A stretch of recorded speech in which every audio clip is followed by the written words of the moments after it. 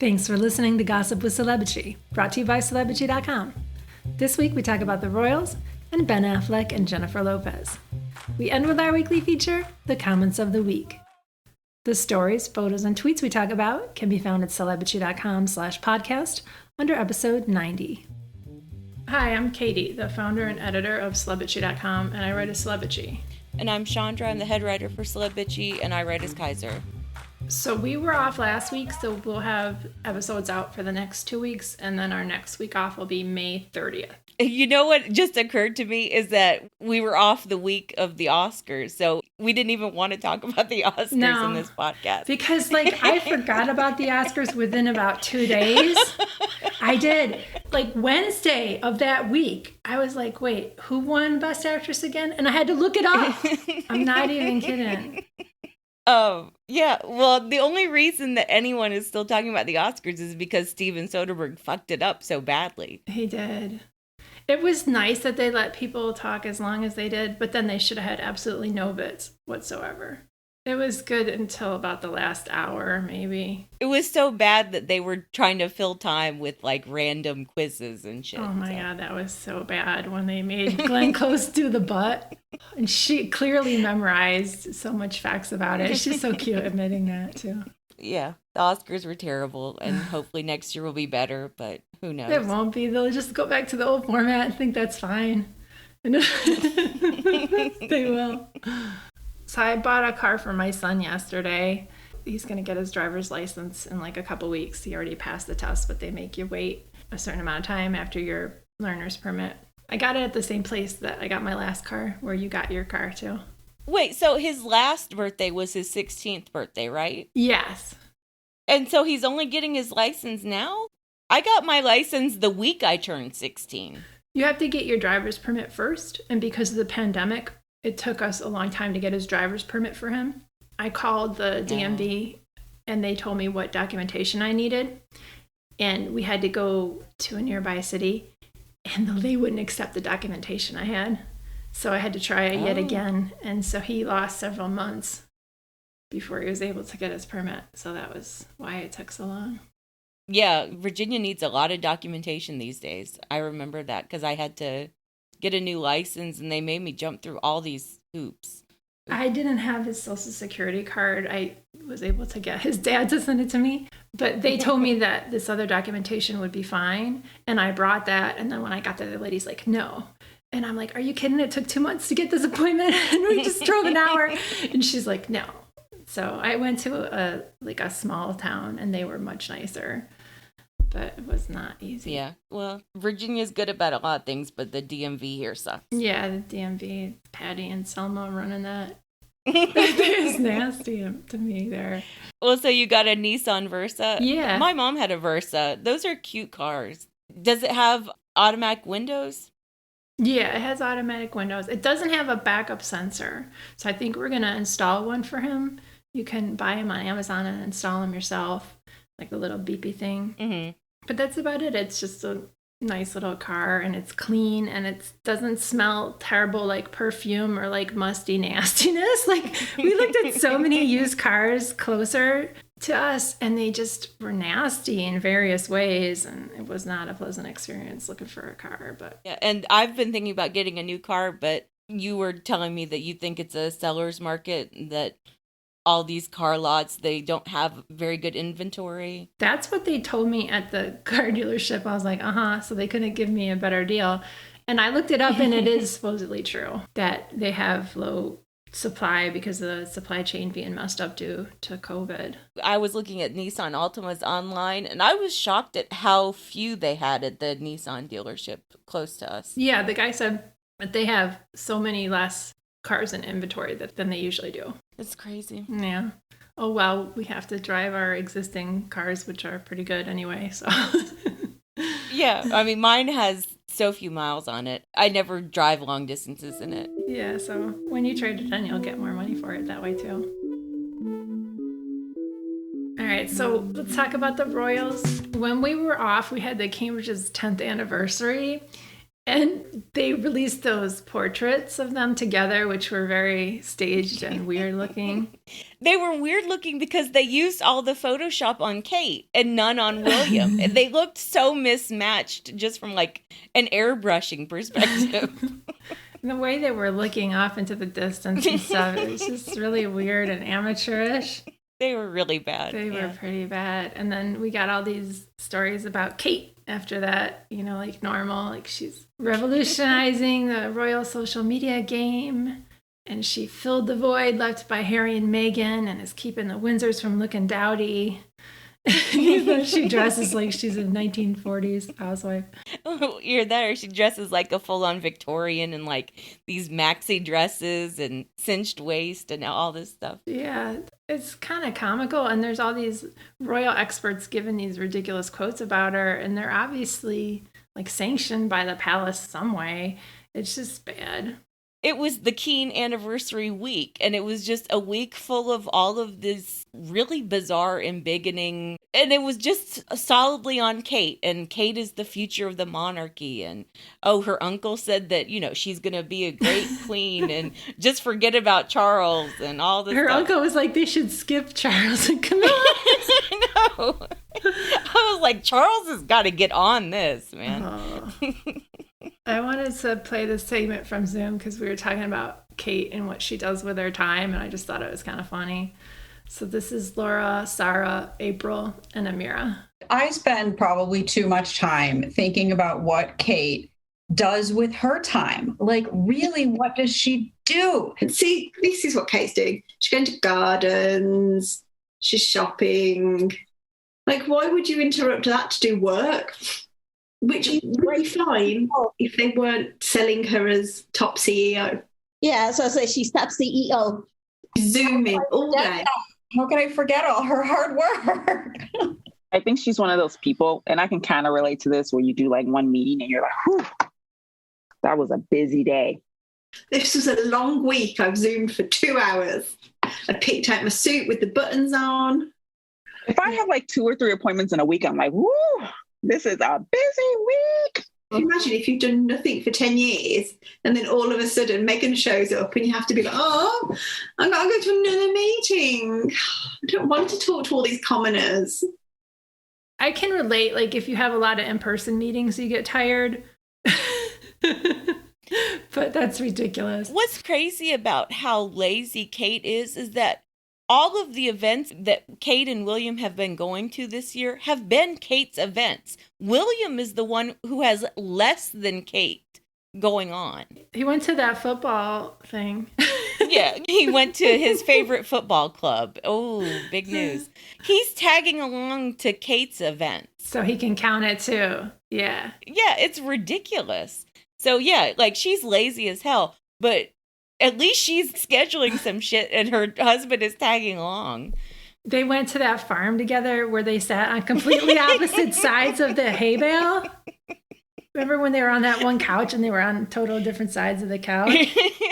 Yeah, they do not like to sit close to each other. No, they don't even touch each other. Except when they're posing for pictures and they look so uncomfortable. Oh, in their anniversary portraits, everyone was like, that's not how you hold hands. They don't know how. He was like holding 2 of her fingers. God. And then they started a YouTube channel and they released like a 30-minute video and it had this stupid music that was like really fast and not suited at all to what they were trying to do. It just shows you that they're older than their years, really. Like, they're not hip at all, and they're trying to be like, oh, we're cool millennials. We know about YouTube.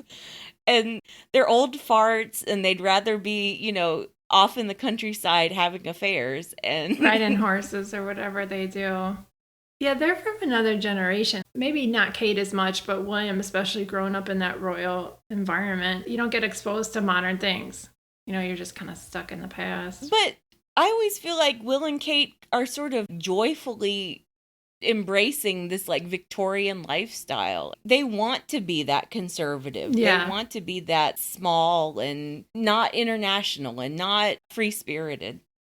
No, they're very stuck in their ways and they like that. And they keep emphasizing the tradition and how they're loyal to the queen and service, like it's total drudgery. So Dan Wootton, who is William's buddy there, has been doing these really weird pieces about them. He wrote about the Cambridge's marriage that it hasn't been easy and there have been significant bumps in the road, but I now truly believe they will break the royal marriage curse and stay together for as long as they are both alive.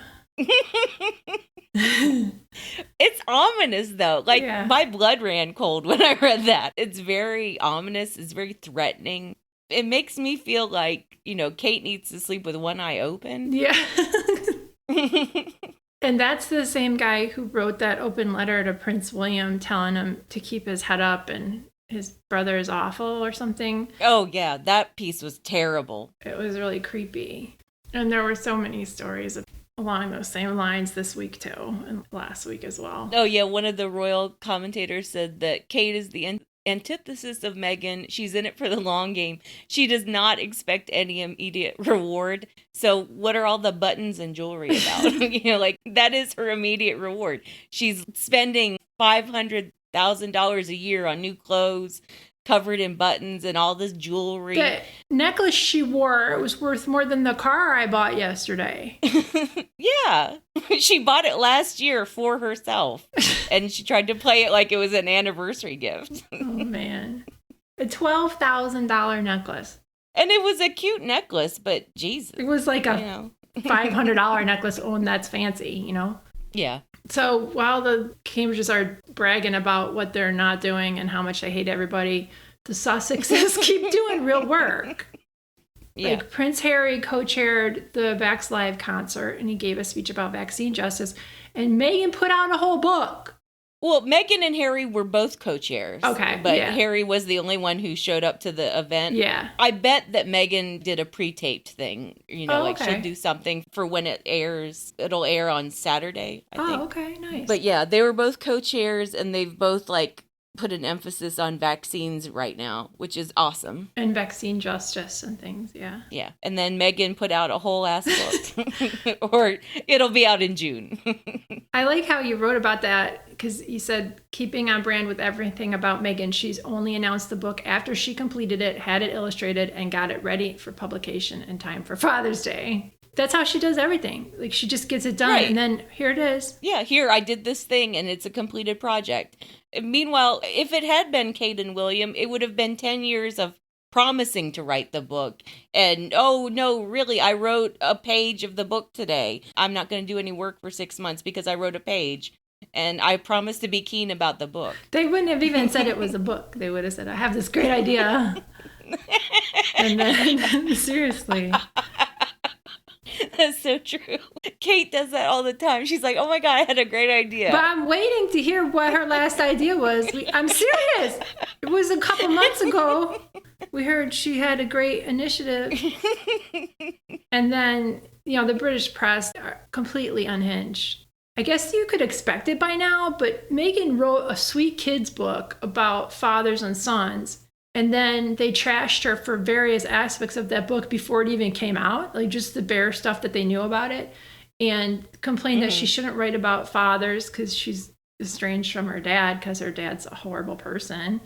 That was Piers Morgan. Piers Morgan said that shit. It was so absurd. Like, oh, if you have a dysfunctional family or if you had a bad relationship with your father, then you can't write a children's book, basically. That's not how any of this works. So his kids can't ever write one.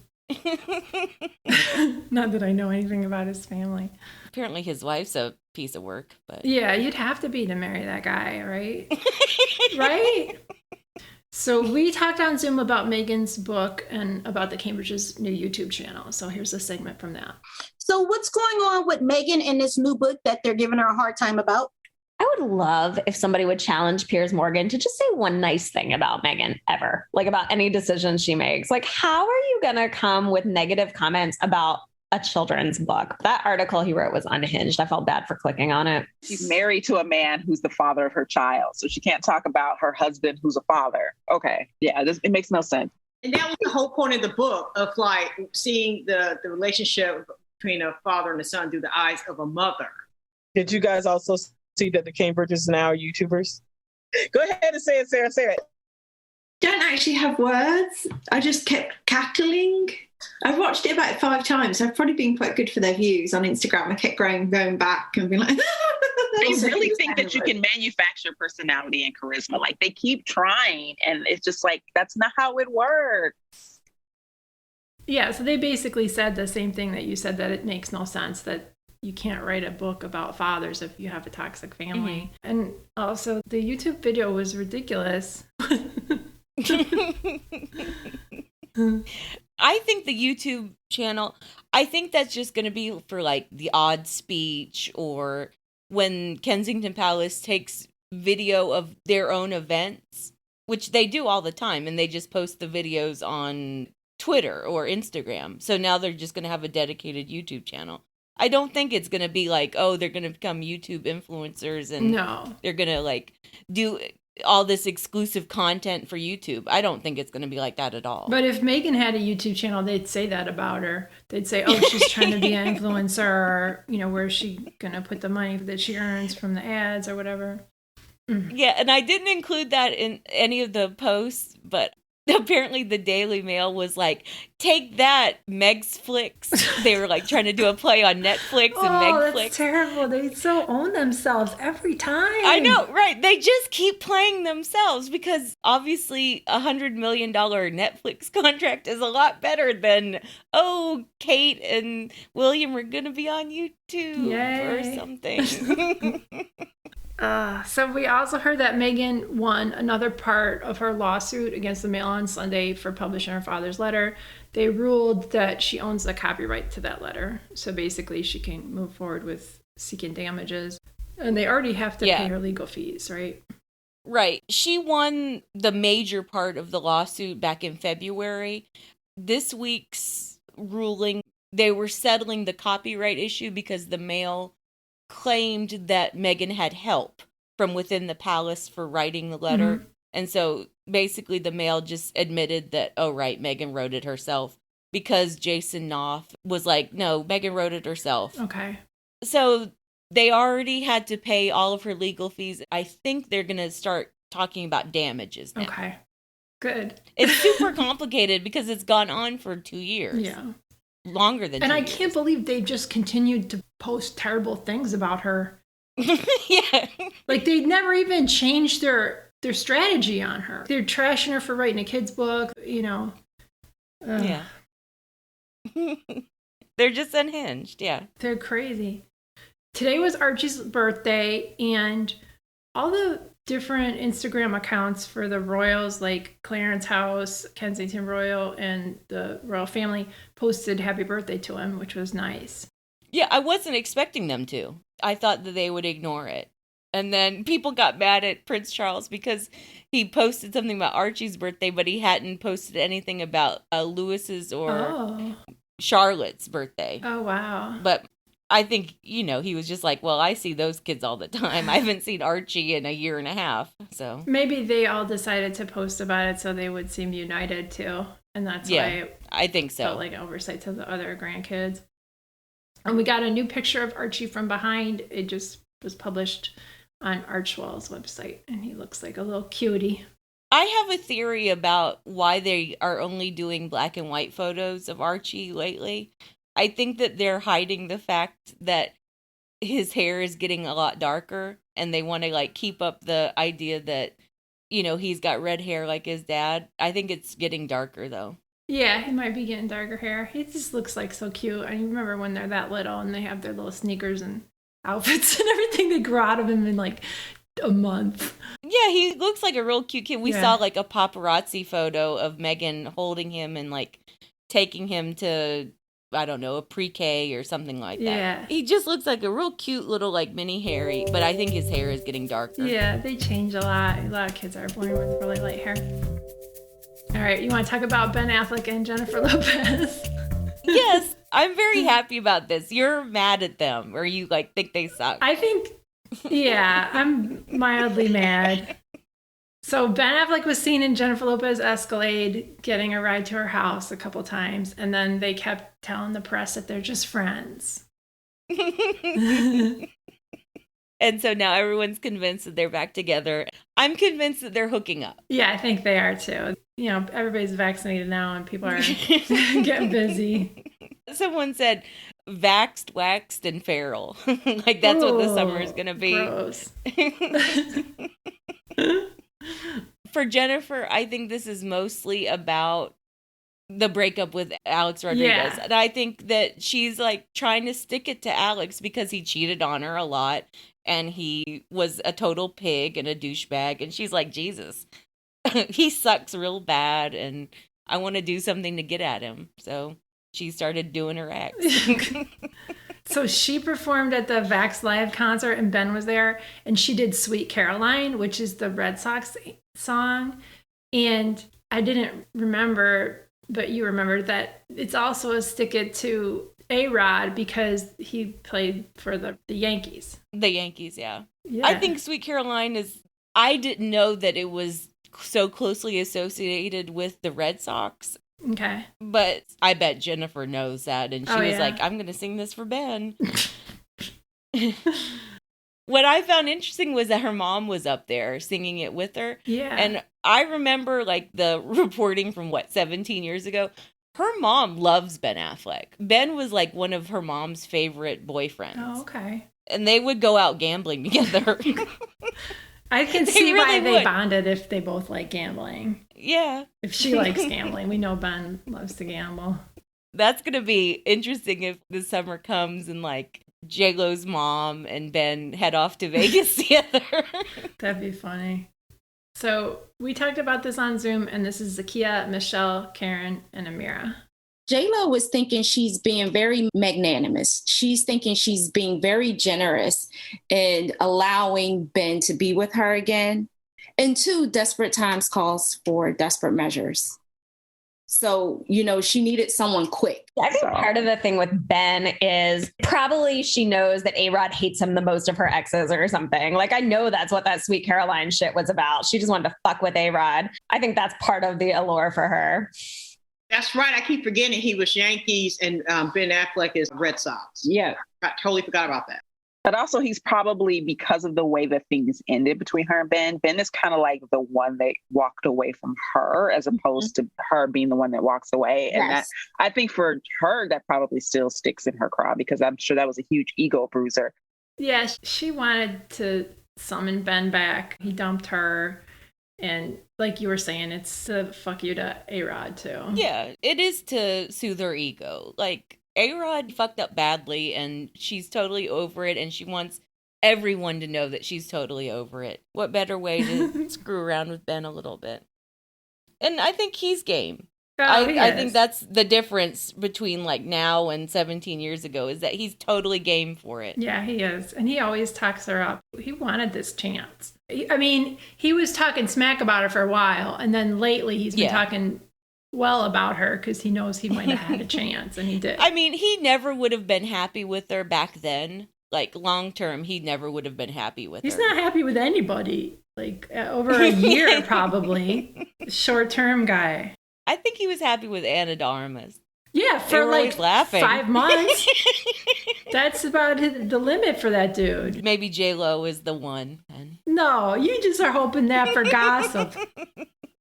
It is not true. It will be a great gossip story, though. And he hit up that woman on Raya, the celebrity app, and then she shared on TikTok that he had sent her a video on Instagram after she unmatched him on Raya, being like, oh, it's me, because supposedly she thought he was catfishing her. Yeah, and people were like, oh, it's really creepy, and then other people were like, oh, no, it's not.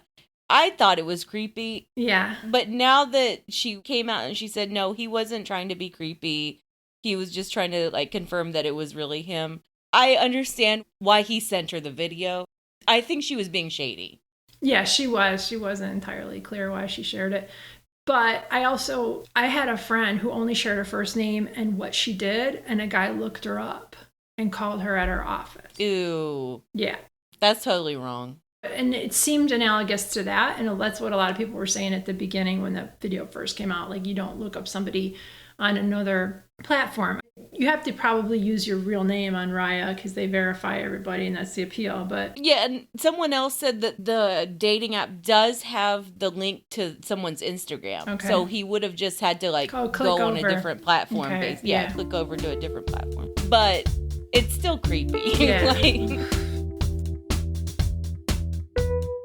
all right, let's move on to the comments of the week. So I have 2 comments of the week. One is from Twitter on the post about Carol Middleton. There was this stupid story about how she was passing along her love of gardening to her grandchildren, like she was covering Good Housekeeping UK or something. it was a totally different interview than her Good Housekeeping one. Okay. She's been giving more than a few interviews lately, which is very strange. Weird. So Stacy wrote, I thought that was her son-in-law who was passing on his love of gardening. Yeah. So my other comment of the week is on Hecate's post about what Victoria Beckham should do with all her kids' baby teeth that she has saved. This one was gross to me. That story was real gross. It was kind of gross. So Lady Elaine wrote, I've read Celebrity for years and have never commented. This post might have the funniest collection of comments I've seen on this site. The burgled teeth, the teeth-eating dog. I'm dying. So she's talking about other comments. There was this commenter named Salmon Puff, and she had her kids' teeth in a bowl. It got knocked over, and their dogs ate the teeth. This is all real gross to me. I'm sorry.